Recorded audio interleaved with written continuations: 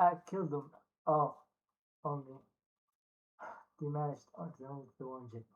That's why I'm watching this right now. Subject 1, hence why he is called the first in DBD, which is ironic, considering he's actually the second in DBD. So he's the first and the second, but simultaneously neither the first nor the second. Anyway, Dr. Brenner studies him and figures out a way to dampen his power with Elon Musk's Neuralink chip. He then begins experimenting on others in hopes of creating an army of powerful children. I really don't know why he put in so much effort when he could have just gotten plenty from DBD Twitter or the US government, but I digress. 11 is one of those children, and Henry, now all grown up, recognizes her power and sees that she's different from the others. He tricks her into thinking he's a friend and convinces her to use her powers to remove his chip. Once she does, Be walkers out there or something else.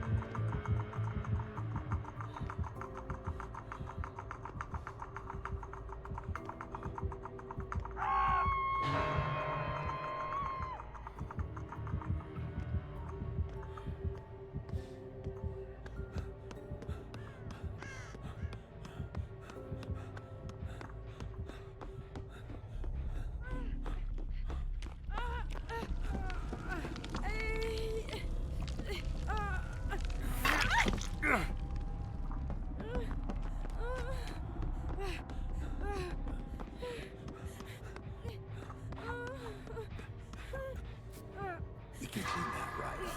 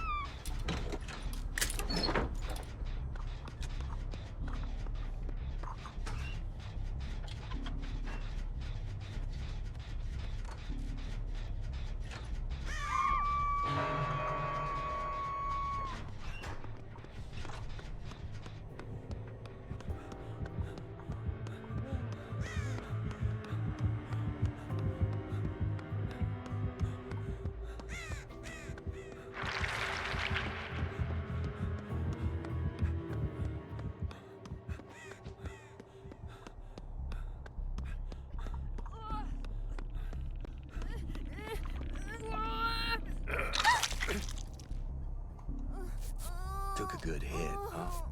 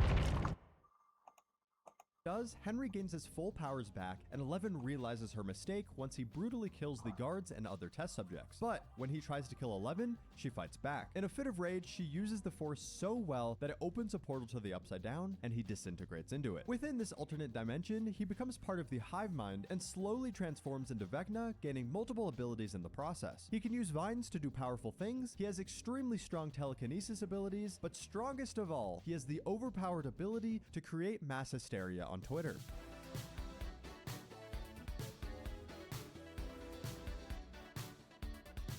Vecna 2 Electric Boogaloo is a surprisingly simple killer that's very easy to understand, which is perfect for a noob like you. His first attack that you will use most often is his Vine attack, which is a ranged AoE attack with a surprising amount of range. However, this doesn't damage survivors, yet. Similar to other killers such as Nemesis or Krassu, you essentially need to infect survivors first before you get to your true potential. Whenever you hit a survivor with his attack, they gain 1 token on the meter of their HUD. As soon as they gain 2 tokens, then your ability actually starts. A clock will chime, everything will turn red, and a timer at the top of your screen will begin. You have now entered what is called World Breaker mode until the timer at the top finishes. While in World Breaker mode, your attacks will actually deal damage, which is extremely deadly if you're able to zone survivors into ideal positions. But this Vine attack isn't the only ability that you have. Every once in a while, you can traverse the Upside Down, which is essentially just a mobility option for you. It's really nice to get around the map, especially because you can phase right under pallets, windows, and breakable doors.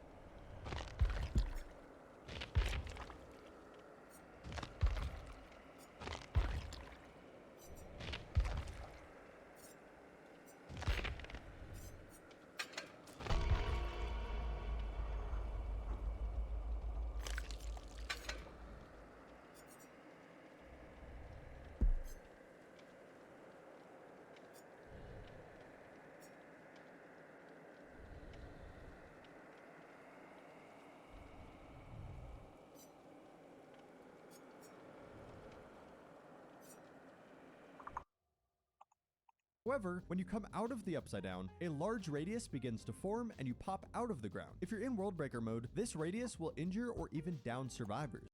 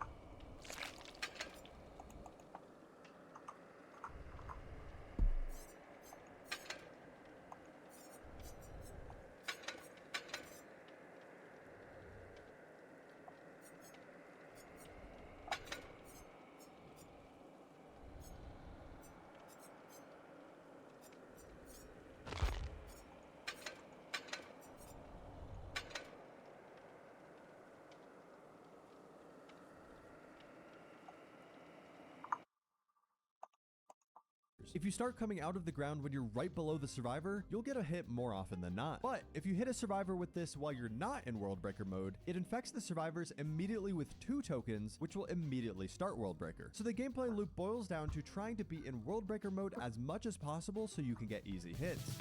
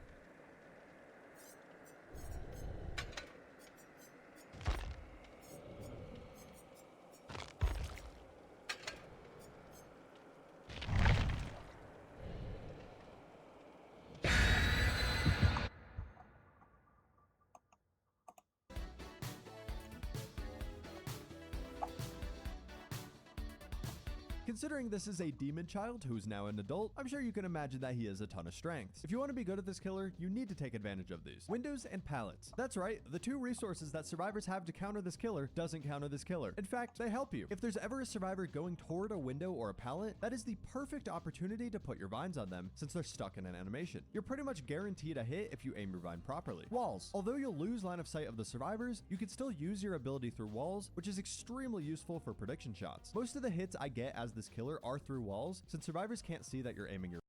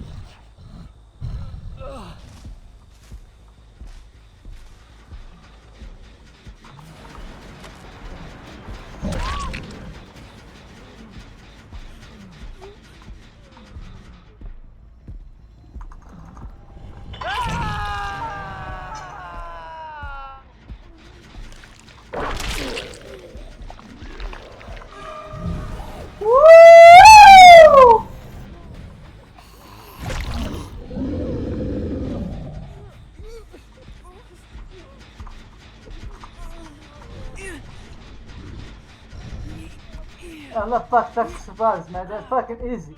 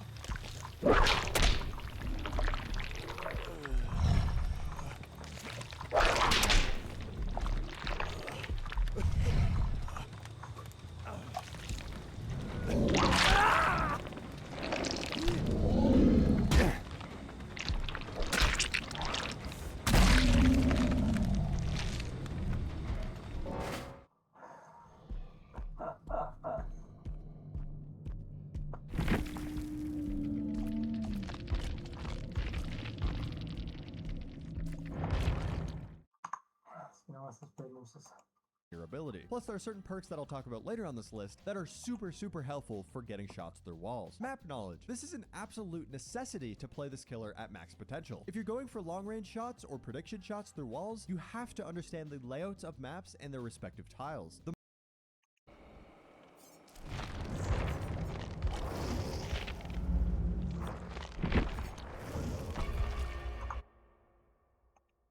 more map knowledge you have, the more you understand where survivors tend to path toward, even if you can't see them, which increases the amount of hits that you will get. Mobility. Although his mobility isn't as strong as other killers since the cooldown is so long, it's still a great option whenever you do have it. I found that you pretty much want to use it as soon as it goes off cooldown, unless you're in a chase or are briefly saving it for a very specific purpose. Zoning. This is by far his biggest strength. Once survivors start to learn how to counter this killer, they're going to start juking your vines, similar to how they play against Pyramid Head or Deathslinger. This is super beneficial to you since the slowdown for canceling your vines isn't that significant, so you can bait people into losing a ton of distance. Snowball potential. Since you can use your vine attack so frequently, it's very easy to snowball pressure by getting multiple injuries and downs in quick succession. Range. As mentioned earlier, you have a surprising amount of range with his vine attack, so you can hit some crazy shots. Many of these shots are so powerful that survivors can't take it and disconnect from the game.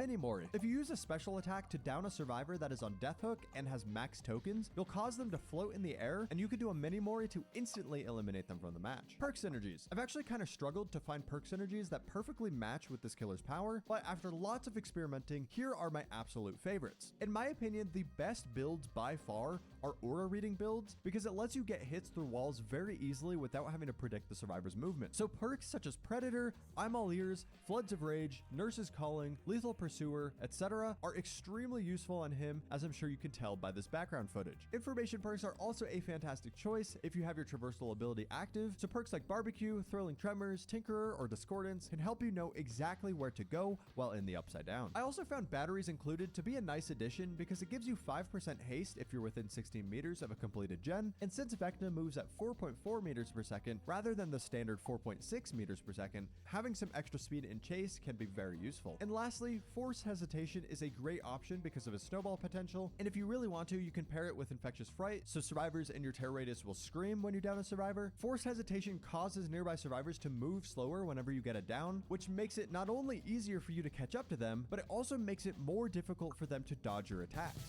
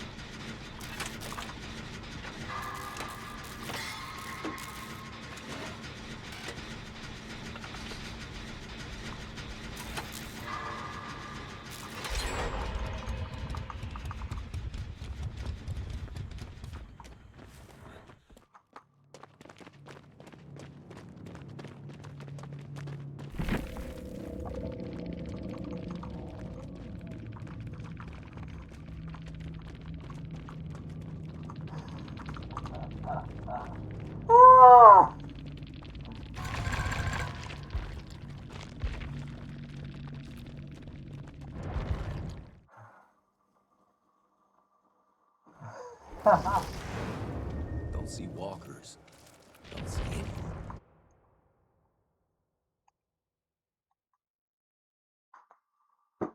Ah.